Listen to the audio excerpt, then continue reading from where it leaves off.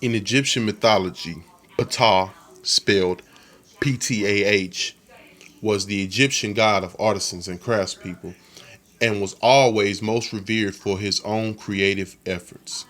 In some mythic accounts, he was described as the god who generated the cosmos by manifesting his imagined realities into words, through his heart and through his tongue. Given the fertile nexus of associations arising from the notion of craftsman god, the worship of Ptah often became conflated with other cults. The veneration of these cumulative cults were directed to such composite deities as Ptah Seeker Osiris, a god of death and rebirth; Ptah Nun, Ptah Nanut, a creator god; and Ptah Tatanen, a god representing the creative power of the primordial mound. The final association was often seen as most fundamental to the god's character, as his creative abilities were often thought to represent a power in the earth. In Memphis, Ptah was worshipped in his own right and was seen as Atum's father, or more specifically, the father of Nefertum, a younger form of Atum. In importance, Ptah was given in history The importance Ptah was given in history can readily be understood by noting the fact that Egypt derives its name from the classical Greek word Aegyptos, which in turn emerged from the native name of the temple at Memphis.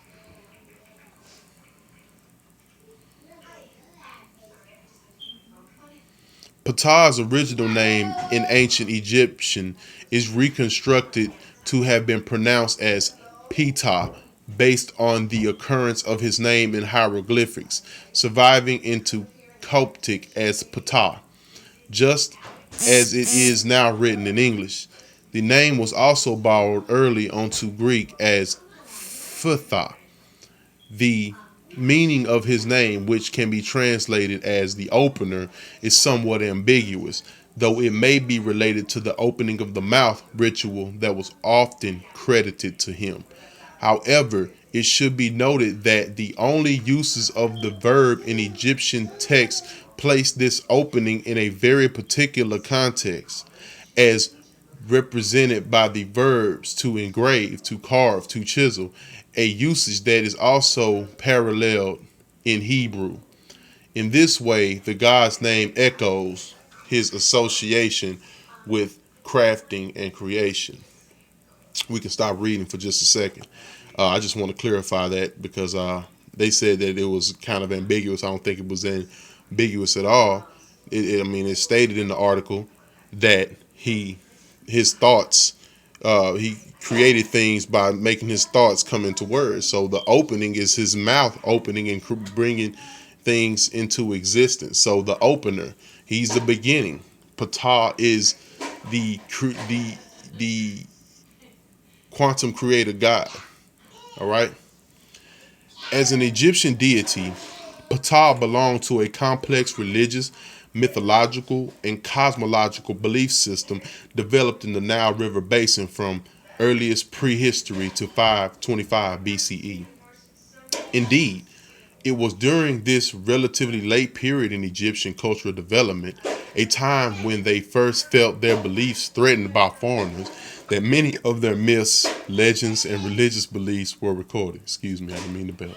The cults within this framework, whose beliefs comprise the myths we have before us, were generally fairly localized phenomenon, with different deities having the place of honor in different communities. Despite this apparently unlimited diversity, however, the gods, unlike those in many other pantheons, were relatively ill-defined. As Frankfurt notes, the Egyptian gods are imperfect as individuals. If we compare two of them, we find not two personages, but two sets of functions and emblems. The hymns and prayers addressed to these gods differ only in the epithets and attributes used. There is no hint that the hymns were addressed to individuals differing in character. One reason for this was the undeniable fact that the Egyptian gods were seen as utterly immanent. There, they represented and were continuous with particular discrete elements of the natural world. Thus, those who did develop characters and mythologies were generally quite portable, as they could retain their discrete forms without interfering with various cults already in practice elsewhere. Also, this flexibility was what permitted the development of multi-part cults, the cult of Amun-Ra, which unified the domains of Amun and Re as the spheres of influence of these various deities were often complementary. The worldview engendered by ancient Egyptian religion was uniquely appropriate to and defined by the geographical and calendrical realities of its believers' lives. Unlike the beliefs of the Hebrews, Mesopotamians, and others within their cultural sphere, the Egyptians viewed both history and cosmology as being well ordered, cyclical, and dependable. As a result, all changes were interpreted as either inconsequential deviations from the cosmic plan or cyclical transformations required by it. The major result of this perspective in terms of the religious imagination was to reduce the relevance of the present, as the entirety of history, when conceived of cyclically, was ultimately defined during the creation of the cosmos. The only other aporia in which an understanding is death, which seems to present a radical break with continuity. To maintain the integrity of this worldview, an intricate system of practices and beliefs, including the extensive mythic geographies of the afterlife, texts providing moral guidance for this life and the next, and rituals designed to facilitate the transportation into the afterlife was developed, whose primary purpose was to emphasize the unending continuation of existence, giving the two cultural foci which given the two cultural foci, it is understandable that the tales recorded within this mythological corpus tended to be either creation accounts or depictions of the world of the dead, with a particular focus in the relationship between the gods and their human constituents. In this context, Ptah was a god of craftsmen, often associated with the Hellenic Hephaestus in the Roman Vulcan, who was also associated with primordial earth. His most important contribution to the cosmic order, as recorded in the mythic corpus, can be found in the Memphite creation account, where he generates the cosmos through the power of his speech and ideation. Sounds a lot like the God of the Bible, doesn't it? I'm not here to spew opinions. I'm just reading. Given his relative ubiquity in archaeological records, Egyptologists have long realized the importance of Ptah in the religious beliefs of the ancient Egyptians. However, this does not belie the fact that the craftsman god is relatively ill-defined, mythologically speaking.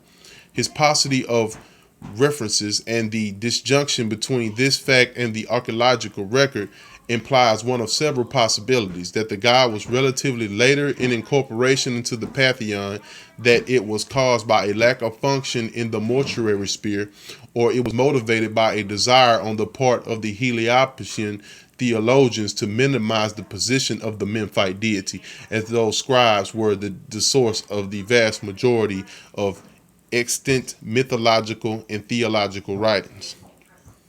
As mentioned above, Ptah was most typically identified as the god of the craftspeople, with the particular affiliation to the stone and clay-based arts. This association, in addition to providing the god with a role in the creation of the cosmos, also gave him entry into culturally important sphere of death and rebirth.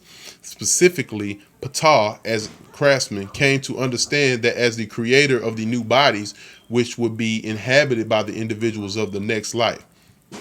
Further, his creative powers were Im- I know that word, were intimately tied to Tatanen, a god representing the creative power of the primordial mound, an association that was fundamental to the god's character, and his creative abilities were often thought to represent a power in the earth.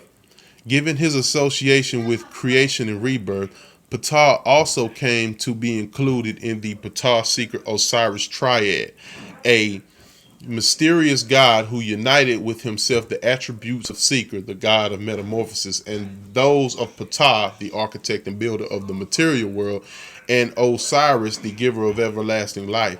Thus, this triple entity could be interpreted as representing the whole cycle of regeneration. Ptah was understood to be the husband of Sekhmet, the lioness goddess associated with the sun.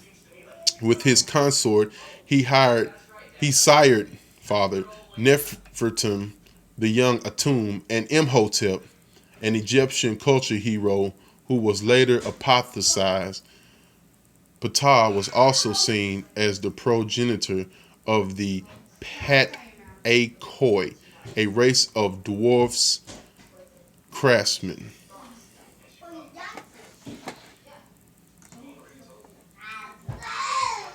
Ptah represents the sun at the time when it begins to rise above the horizon and or right after it is risen. As early as the second dynasty, he is regarded as the creator god, the patron of architects, artists, and sculptors. It was Ptah who built the boats for the souls of the dead to use in the afterlife. In the Book of the Dead, we learn that he was a master architect and responsible for building the framework of the universe. It was said that Ptah created the great metal plate that was the floor of heaven and the roof in the sky. He also constructed the supports that held it up. Some creation legends say that by speaking the names of all things, Ptah caused them to be. His representation is a man wrapped as a mummy with a shaved head and beard. Hanging from the back of his neck is a menat, a symbol of happiness, holding a staff that is the combination of three symbols: the Ankh, the Jed, and the scepter. This staff represents life, stability, and longevity.